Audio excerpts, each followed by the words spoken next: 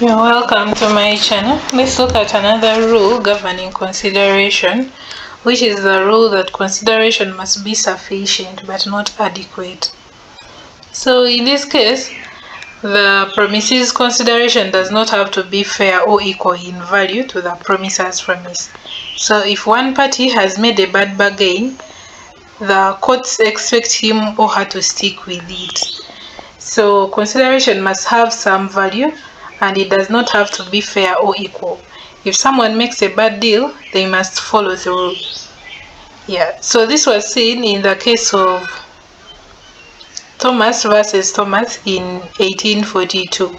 So in this case, the defendant promised to transfer a cottage to the claimant and she agreed to pay £1 per year as rent. So court ruled that this was sufficient consideration, even though it was a small amount. This case shows that courts do not judge whether the deal is fair, they only consider whether consideration exists. So consideration must just be sufficient, but it should not be fair or equal in value. So this person was to transfer a cottage to the other and the other was to pay £1 as rent per year because the owner of the cottage accepted at first. So if you accept a bad deal, that is up to you. Yeah, so court only determines whether there was consideration or not. They do not care about the amount, whether it is a fair value or not. Let's look at circumstances that do not amount to sufficient consideration, whereby consideration must be in excess of an existing duty. First is where a person performs a public duty imposed upon him. So if someone is already required by law to perform a duty, for example, a policeman keeping law and order, it is already required by law, they are not supposed to be paid for it by third parties apart from the government. So if someone is already required by law to perform a duty, doing so does not count as sufficient consideration for a new promise.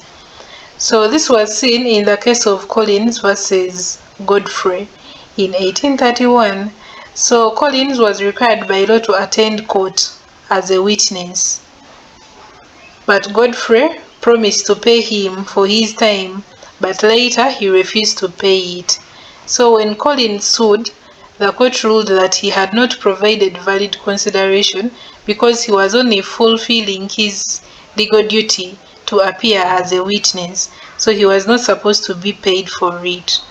Yeah, so when a person performs a public duty imposed upon him, it is not sufficient consideration, or they are not doing something that they're supposed to be paid for. If someone decides to pay them, well and good, but if they don't, it is also not a crime.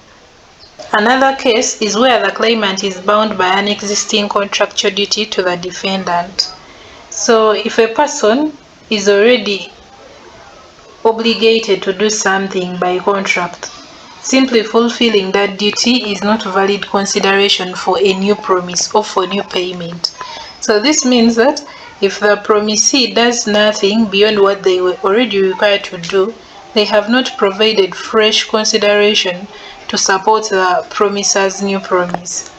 For example, if a builder called John is already contracted to complete a house for Mary by a certain date.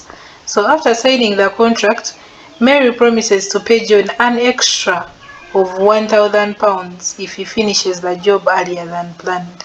So if John completes the house earlier, he cannot claim for that £1,000 because he was already legally bound to finish the house. So his performance of the existing duty does not count as new consideration for the additional promise.